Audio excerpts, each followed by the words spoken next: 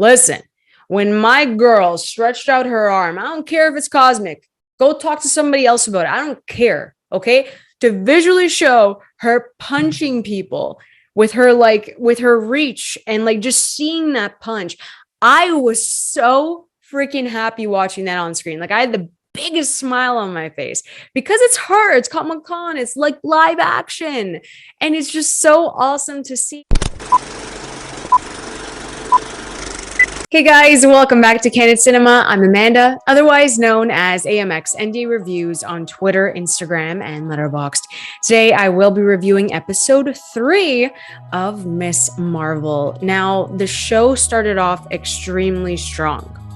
And I think that the third one just had way too much information being thrown at us, and none of us really knew what we were gonna get with Kamala Khan's introduction.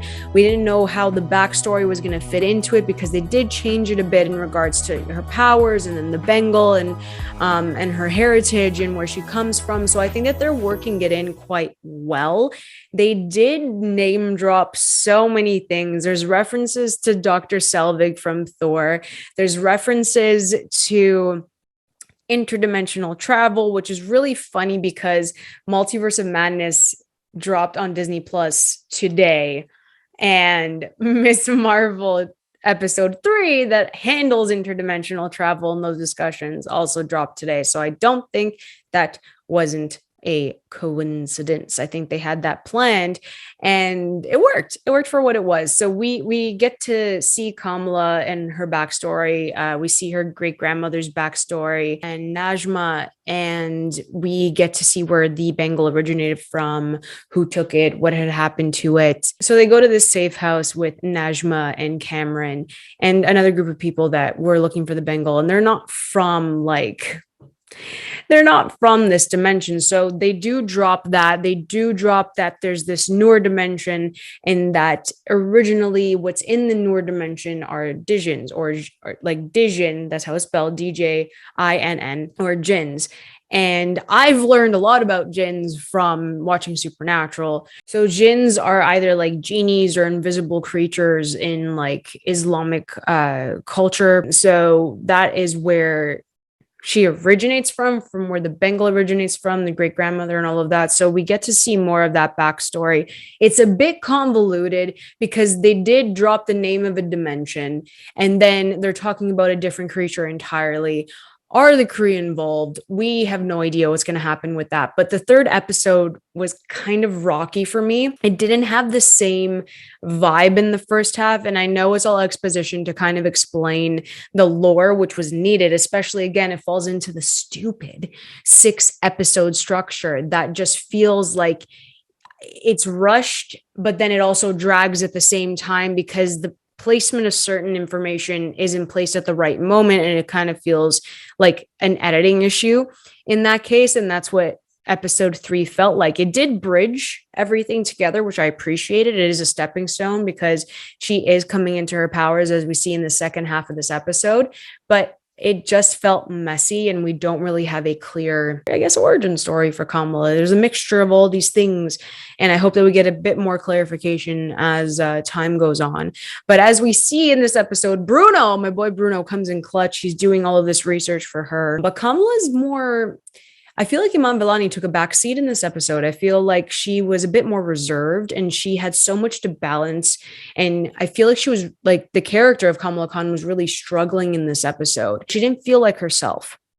There was kind of a lull from the last 2 episodes that we saw. She was lively, on the ball, confident. And I feel like it was just such a drop in episode 3. Like the level of energy wasn't the same as the first 2 episodes. And I felt like they were more structured and they knew the story that they wanted to tell in those 2 episodes versus episode 3, where they kind of did like a flashback at the beginning of this. And it kind of took me out of what the vibe was in the first 2 episodes. I'm not saying that's bad, but it feels a bit like disjointed from what was presented in the first 2 episodes. Maybe it's getting darker, which we do have some like darker tones in this, but they do keep the consistency with the needle drop later on, because Living on a Prayer by Bon Jovi was played. Perfect timing during a fight scene. I had a blast with that one. Or Brown Jovi, as the band called themselves at her brother's wedding. It was just so beautiful to like witness a different culture and obviously a different religion perform the ceremony. And it was just really nice. I had a big smile on my face when they were dancing. And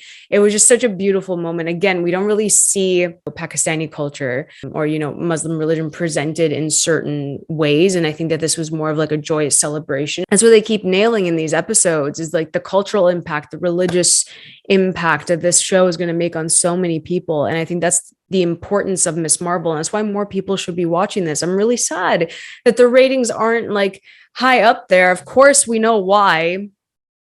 Disney, poor decision to put Obi-Wan Kenobi at the exact same time as Miss Marvel with the first 3 episodes, because the first 3 episodes of any series is so crucial. That's how the Netflix binge model works. If you're not hooked by the first 3 episodes, you're going to stop watching. And that's what's happening with Miss Marvel. I feel like obviously all MCU fans are going to end up watching Miss Marvel, but it's just the fact that like casuals who are trying to get into it can't, because Obi-Wan Kenobi's kind of like trumping the hype for Miss Marvel. And that's just really sad, because there's so much good in Miss Marvel versus what happened in Obi-Wan Kenobi. Maybe I'll do a full series review of Obi-Wan Kenobi, but I don't know yet. Star Wars fans scare me. That's besides the point. I liked what they did in episode 3 in the second half. I thought that was a bit stronger. Of course, like Namja and her friends go after Miss Marvel at this wedding, so she has to kind of like get out, like her family out of there. And then it poses a question: can superheroes have families? Can they stay with their families in that case? So then Kamala also has to deal with that, because the heart of the show is really her family. And her mother enforces that, her father enforces that, her brother enforces that. I love the family unit in the show for that reason. There's so much honesty and communication. And I feel like in this particular case, Kamala is really struggling with being such, being so involved in like with her family that she can't tell like this massive side of herself, which also deals with the lore of her family. So it's crazy how she's trying to deal with all of this at 16 years old. This poor girl. It's so hard to watch, because it's like, girl, you can trust your mom, you can trust your dad, but obviously the superhero side comes out, and it's like, if I tell them, then I'm going to put them in jeopardy. So realistically, like Kamala Khan is going on a journey of like what a superhero would do in a trilogy within like 3 episodes of a show, which is insane to actually have those struggles. And I feel like Marvel's really grown accustomed to showing it as fast as possible, because we get it.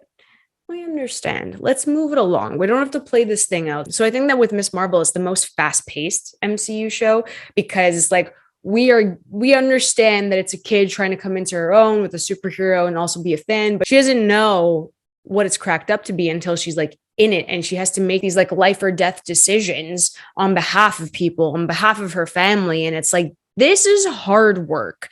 She doesn't realize that. Sure, the powers are fun, which I absolutely loved in this episode. Listen, when my girl stretched out her arm, I don't care if it's cosmic. Go talk to somebody else about it. I don't care. Okay. To visually show her punching people with her reach and like just seeing that punch, I was so freaking happy watching that on screen. Like I had the biggest smile on my face, because it's her, it's Kamala Khan, it's like live action, and it's just so awesome to see. Like, I don't care what people are saying about her power set. This is how they wanted to do it, to kind of like parallel what's happening with Captain Marvel, obviously, in her powers. This is the only way it made sense, and it still works for Miss Marvel. So I really love her power set. I thought she kicked some major butt against, Namja and the rest of her friends. And the important thing here too is that Nakia also finds out that that Kamala is Miss Marvel. So I think that that's a really important factor moving forward. I'm excited to see what happens next episode, because at the end of this one, Kamala and Namja have a vision when they both touch the bangle, and it's actually a message. I think, from her grandmother, and it's like a train coming into the station in a certain town, and she gets a call from her grandmother and says, listen, you got to come here now because I saw the vision too. So a message is a message. You got to go. So I think that the first half of episode 3 was a bit messy. It's not my favorite episode. I didn't really have that much fun with it. Once we got into like the brother's wedding and then the dance sequence and then the fight scene at the end of that, I think it picked up a bit more. Not my favorite episode. I still think episode 2 with the Be My Baby needle drop just like stole my heart. But again, really great moments, really fun.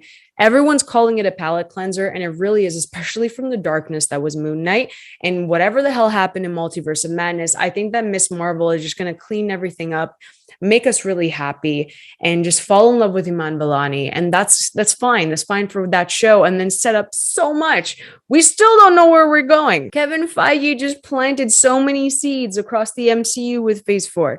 So we don't know where we're going yet. I'm excited to see what they're going to announce, because that's going to be very soon from what I've been hearing. But I'm stoked for Iman Vellani to be an actor of like longevity with Kamala Khan as a character. Like that is my favorite thing about this, is that this girl from my hometown is kicking major butt. So if you guys enjoyed this review, please like and subscribe. You can always follow me over at AMX Indie Reviews on Twitter, Instagram, and Letterboxd. Let me know what you thought about episode 3. I need to know. Drop it in the comments below. If this is your favorite MCU series so far, please let me know. I'll catch you guys next time. Keep watching movies.